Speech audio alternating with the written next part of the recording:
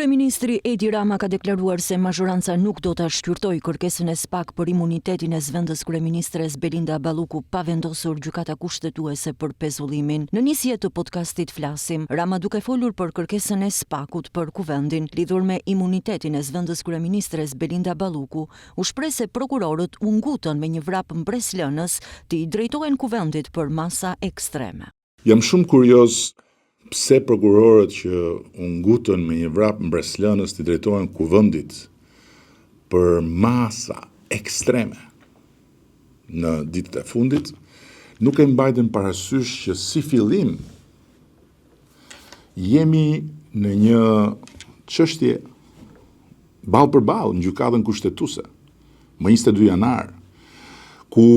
gjykata më e lartë e vendit do të gjykojë në themel çështjen e masës së pezullimit antidemokratik të një antari qeverie me kërkesë prokuroria. Por në ndërkohë, sikur është bërë qartë edhe në Komisionin e Mandateve në Kuvend, nuk ka asnjë gjas që ne, shumica qeverisë dhe parlamentare e këtij vendi, ta shqyrtojmë kërkesën e ngutur të prokurorëve për të autorizuar masa të reja ekstreme, të cilat edhe në dritën e raportit të ekspertëve të Këshillit të Evropës, edhe në dritën e raportit të Komisionit të Torturave të Këshillit të Evropës, edhe në dritën e shumë shkaje tjetër, janë vërtet për të marrë dhe për të gjykuar me shumë qetësi. Por jo pa mbaruar një herë me themel procesi që kemi hapur në gjykatën kushtetuese për masën ekstreme, për masën antidemokratike, për masën antikushtetuese të pezullimit nga prokurorët që sikur s'kishte ndodhur dhe s'ka ndodhur asgjë, erdhën me vrap të kërkojnë masa të tjera. Drejtësia nuk vrapon, drejtësia gjykon. Mëtej, Rama ka komentuar kaosin e shkaktuar nga opozita në seansën e 18 dhjetorit, ditën kur Endrit Shabani u betua si avokati i popullit. Ai tha se ne e mbështetëm Shabanin si një kandidat të sjellë nga opozita, pavarësisht se ka gjëra, siç thot ai, kundër Partisë Socialiste. Një tjetër zhvillim i ndodhur këtë javë ka qenë edhe betimi në Kuvendin e Shqipërisë i zotit Endrit Shabani si avokat i ri i popullit.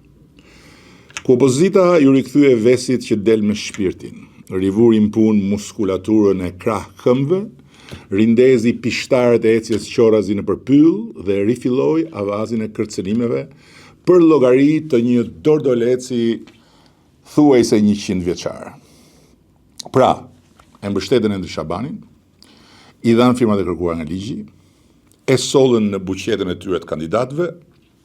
ku për hir të vërtetës, ky zotria ishte i vetmi me një sy me sa qorrave të u bubushëm. Dhe sapo pan që ne, që thamë që në kryet herës, nuk do të mbështesim asnjë kandidaturë, po do presim që të mbështesim një nga kandidatura që do na sjell opozita, do të mbështesim zotin Shabani, u hodhën përpjehet sikur po bënim avokat popullit ndonjë kandidatin tonë. Shabani ka thënë shumë gjëra kundër nesh, kundër me personalisht sa duash, por ne e zgjodhëm si kandidat të opozitës, duke respektuar parimin e ndjekur edhe më parë. Pavarësisht se këtë herë i kishim edhe mbi 84 vota nevojshme, dhe po të ishim ata që nuk jemi, por që ata thonë se ne jemi, ne mu zgjidhim këtë donim, por nuk e bëm.